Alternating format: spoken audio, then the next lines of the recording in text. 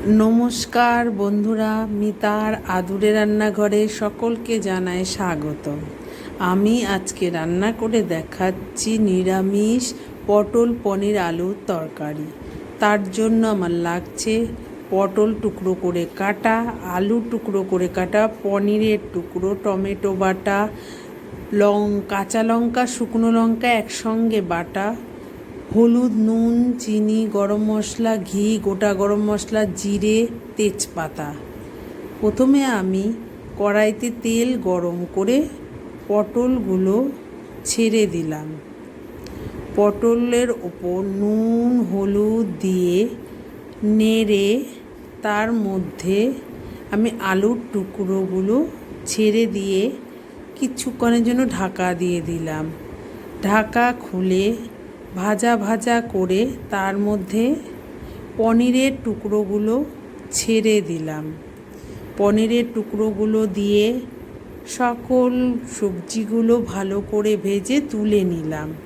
তারপর সামান্য তেল দিয়ে ওই তেলে গোটা জিরে, গোটা গরম মশলা ও তেজপাতা ফোড়ন দিয়ে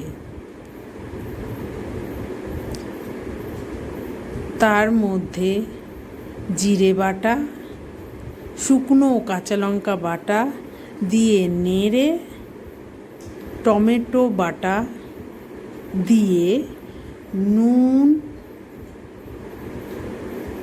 হলুদ শুকনো লঙ্কার গুঁড়ো দিয়ে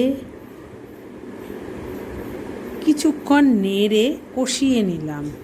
তারপর তার মধ্যে চিনি যোগ করে চারমগজ বাটা দিয়ে ভালো করে মশলাটা কষিয়ে নিলাম।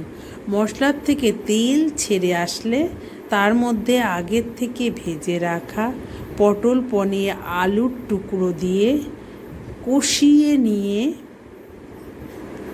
এবং কিছুক্ষণ নেড়ে চেড়ে ওর মধ্যে জল দিয়ে দিলাম।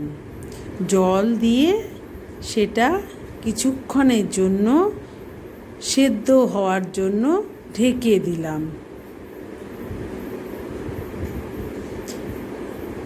কিছুক্ষণ পর ঢাকনা খুলে তাতে গরম মশলা গুঁড়ো ও ঘি যোগ করে সামান্য নেড়ে নিলেই তৈরি হয়ে গেল আমার পটল পনির আলুর নিরামিষ তরকারি।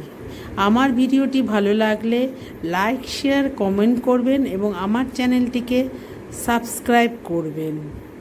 আজ তবে আসি, আবার আসবো একটি নতুন রান্না নিয়ে। Thank you.